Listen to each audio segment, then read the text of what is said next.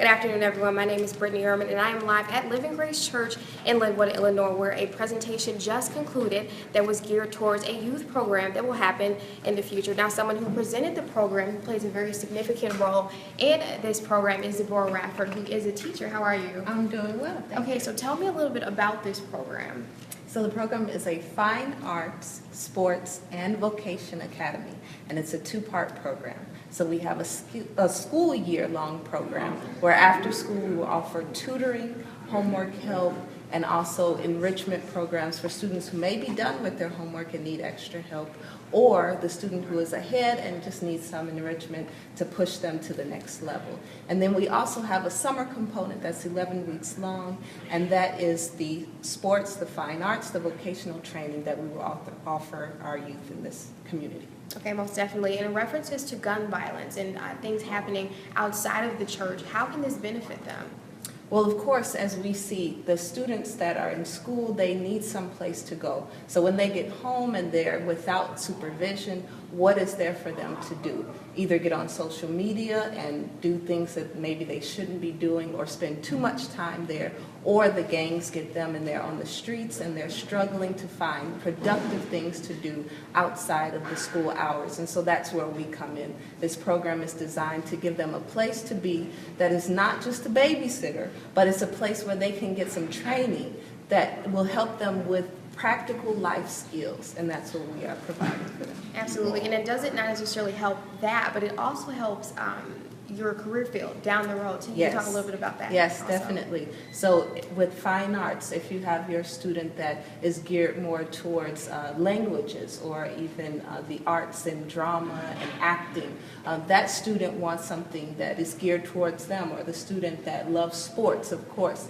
basketball, cheerleading, and different things like that. We can provide a space for them to carry out that creativity that they see in their lives. And even vocational training for that student who may not want to go to a traditional college, or even if they do, if they love to work with their hands in automotive mechanics or even plumbing, things of that nature, we give them an opportunity here to see those ideas and those career paths coming to fruition through this program. It's a great basis, a great start for them for the future. Most definitely. Thank you so much, Deborah. Now, transitioning on to someone who also played a very significant role in this process is Pastor Philip Franz. How are you, Pastor? I'm fine. How are you, Brittany? I'm doing very well. Thank you. So, talking a little bit about what happened today, how do you think things went?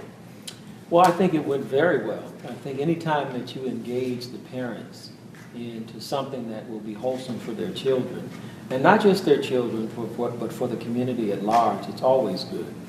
And that was in part, in a large measure, quite frankly, Brittany, what the purpose of this was. We're trying to win the minds of the people about changing the direction of the community for the better.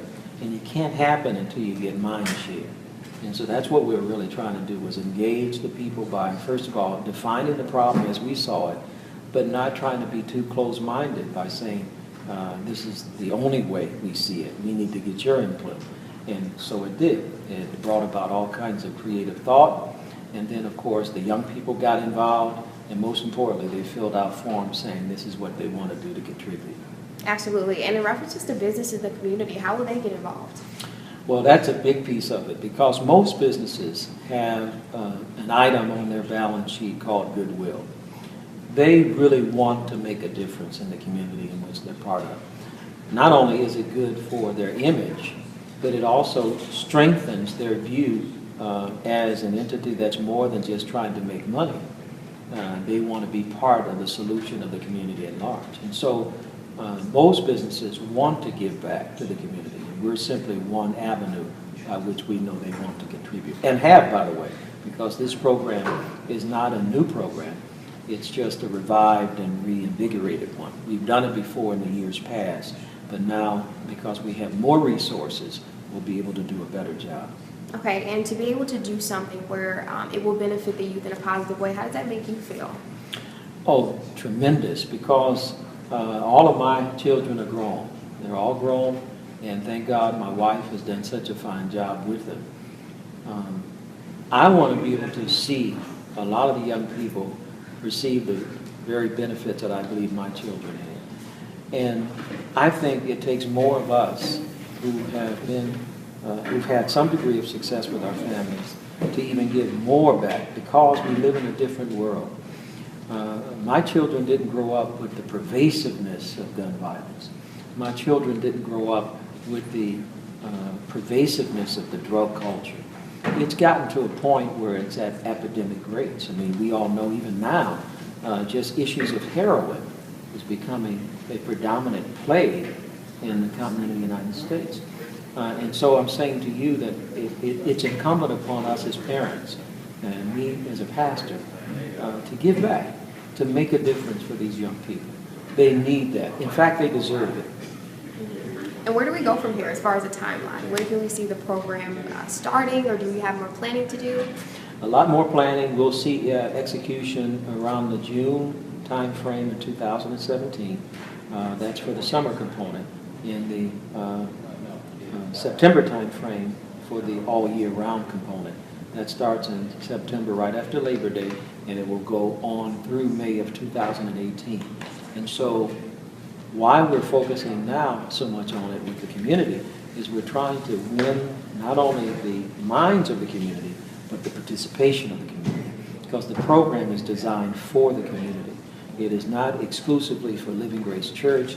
I like to say it's a program for the community that we happen to be running through Living Grace Church. We are the visionaries around it, but we are expanding the vision such that the community who want to get involved will be part of that vision as well. So not until next year, but it will start promptly in the summer of 2017. That's why we're planning for it.